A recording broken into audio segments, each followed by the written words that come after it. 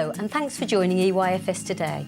I'm here with 4 practitioners, 2 from Leeds and 2 from Birmingham, from a setting that is pretty special to me as it's the school I went to myself. It's great to meet you all.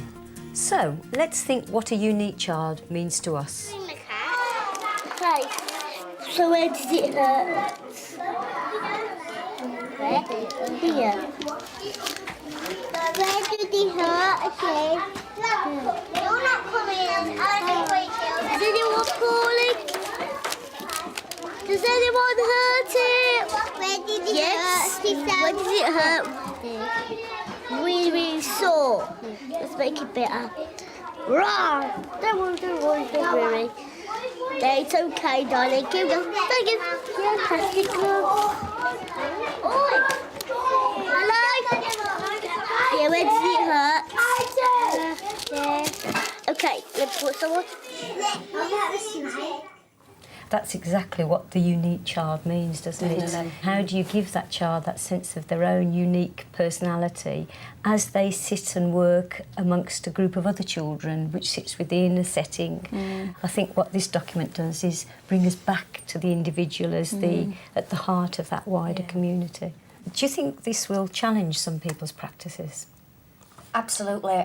The document is very user-friendly. It's easy to read. You can see the care throughout every strand of it, which is at the root of it all, really. Trying to put this into place and linking it with what previous knowledge we've already got. It just sits so well. The results are phenomenal, day in, day out. The children are building in self-confidence. Their self-esteem is going through the roof. They're participating in activities that we never thought they'd ever participate in and finding their voice.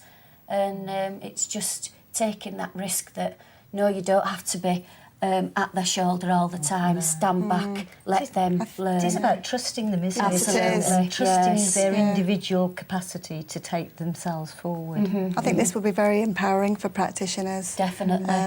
I think it will give practitioners the confidence to move forward, really, and to give children that opportunity to develop and learn and take things their own way. The children finding their own voice. Yes. A lot of children And having a voice that will be listened to as well. Yeah, they don't, and it's just having their own individual input and just being themselves, which is what we want. I think it'll be a great challenge for some people, taking that step outside the box.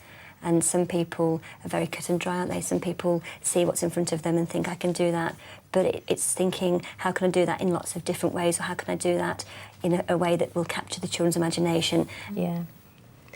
Now, inclusive practice is the second commitment in a unique child. Take a look at this.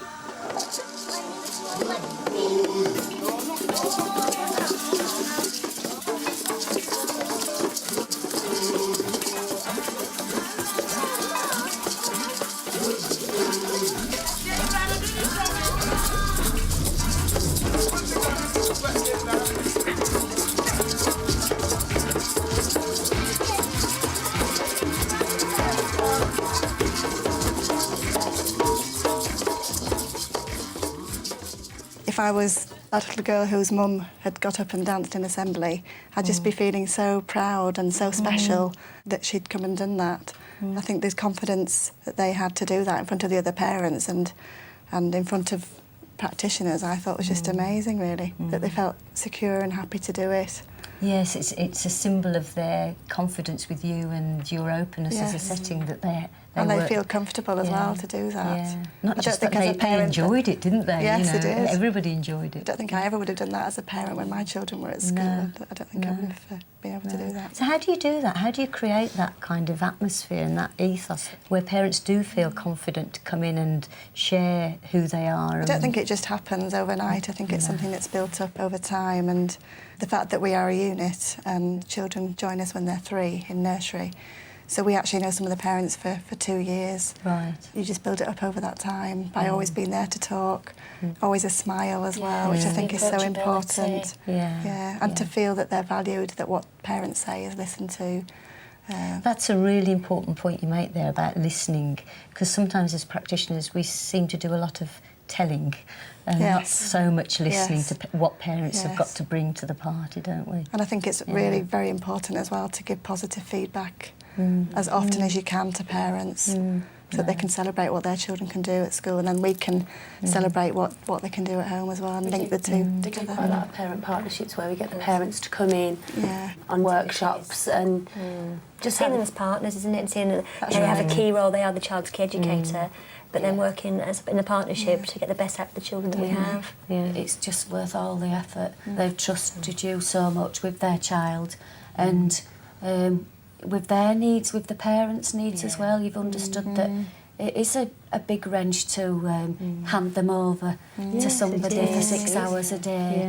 To be really aware of that loss for the parent and the loss for the child, and be there as a security blanket for both, really. Keeping safe is the next commitment. So how safe is safe? Right, okay, we're all in there. We've got any scissors, we should have some scissors. Okay, you hold mine just tight. You need to put it around the collar, just on the end. You do it secure, we have to make it tight, that's it. Oh, we've got to go that side, we're going that side. Look. Come on, Sergey! Does it work or not? You're fine. Okay. Got some colours here. Do you want to come and have a look at the colours? We've got any colour you like. We're just going to make it look nice and colourful. Okay? Nah. Do you want this one, Josh? Yellow. Okay, put some yellow on then. Yellow. I'm doing it red too. Oh, that looks good, doesn't it? I mixed blue and green. Some of those children were pushing their capacities to the limits, taking some risks and learning about all kinds of things in those situations. I think in that case in particular, we explained very carefully to the children that it was gloss paint that children don't usually use. We explained to them what would happen if they got it on their clothes, for example. That's really important, to give them the information that they need to be able to then make their own judgments. They were given the opportunity to use something they wouldn't normally be able to use, and it was the right paint for the job because those tubes are for outside. The children will try these new things, but knowing there's that little bit of a safety net. You are there. If it all goes wrong, I have got an adult or a carer or somebody there, and they will just push themselves and push their boundaries that little bit more because they know they've got that safety net. I think the personal, social and emotional development of children is a strong element of giving children the capacity to keep safe. Can you tell us a bit about how you work with those dimensions? I think PSE and all of the elements of that is a key factor for the rest of the child's learning. I think that once that's developing, then I think children, if they're happy, secure, safe, they're ready to learn. In our setting, we do promote positive relationships throughout everything we do. We always promote that. From coming in the morning and saying to the children, oh, I really like your hairband, or aren't your shoes beautiful today, to starting off with a compliment. It boosts their self-esteem and it sets them up for a happy day, I think. Children are quick to pick up on risk, aren't they, as well? We have scissors and our children will turn around and say, you're not holding those properly, if you fall, that's going to cut you. And they know now and it's just one simple, quick discussion with the children about keeping safe and making sure that they were safe in the classroom environment. And I think they're quite articulate in that way. They can pick up risk and how to avoid it or how not to hurt themselves or others. Don't you think there are some boundaries around that? I mean, how much risk and how do you ensure that the risk doesn't turn into recklessness? I think to some extent children, they make their own boundaries. For example, when we go in the hall and for the first time when they get the really big climbing frame out that goes right up to the ceiling, I think you've got to trust that children will stop when they've gone high enough. They'll only do what they're capable of doing. But also there has to be a framework for that to fall in. We have to have rules about the climbing frame, about them not being able to push anyone or to jump from very high up. And so it's about having a framework for the children to operate within, which enables them to take their own risks, but also them knowing their own capabilities at the same time. It's like a mixture of the two, really, isn't it? It's a balance, combined, really, isn't it? Let's talk about well-being. Maeve, this is a great clip of a parent in your setting. Let's watch. I know it's quite a long time ago, but we've been asking parents to have a look at the things that they wrote before their children started school. Do you remember you wrote down what you hoped for Erin? Yeah. I hope my little Erin continues to be eager and keen to learn, and that she develops her kind and sharing nature and remains as loving to her friends and parents and auntie as she has been. Also, that she continues to have fun while still learning and finding out about new things. We all want Erin to just continue to be Erin and never lose the brightness that is her. The bit that strikes me is the final line, keeping the brightness within her. And I just feel it's our job to feed their souls with education, with seeing the awe and wonder in the world around them, taking them outside to look at a leaf, to experience a snowy day, a rainy day, and see all those wonderful things and help them to realise that they can learn through that as well as within the classroom setting as well. Erin's dad's speech, it did bring tears to my eyes, watching it, realising how, as you said, it totally enchanted with her. And it sort of, as a practitioner, it's very, very powerful to sit and watch that.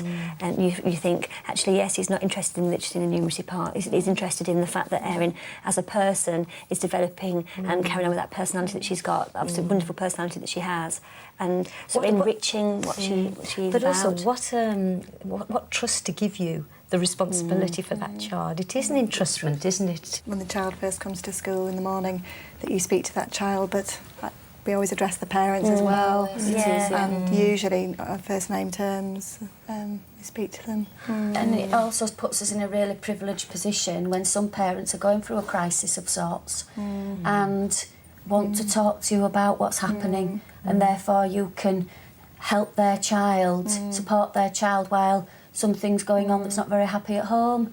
It's just nice having that relationship that they can approach you. So thinking of the conversation we've had and the children that we know, do you feel this Early Years Foundation Stage document is a step forward to provide for children more effectively? It's broken down into so many easy steps to use, and it's easy to read, it's manageable, and it's not this whole thing that you're thinking, oh my goodness me, how daunting, I've got to try and deliver all this and this. It's broken down into different steps, which is easy to apply. I think firstly we have to remember that we're all unique children, and we all started out from different backgrounds, different races, religious beliefs, and we want to live in this world valued and respected. And I think as adults, if we know that, we should strive to recognise that in every child that walks through our door and nurture that, and hopefully let them see them finish their education as unique but more than when they started. We've been really inspired by seeing your settings at work, and thank you for your comments too. And thank you for watching. Goodbye.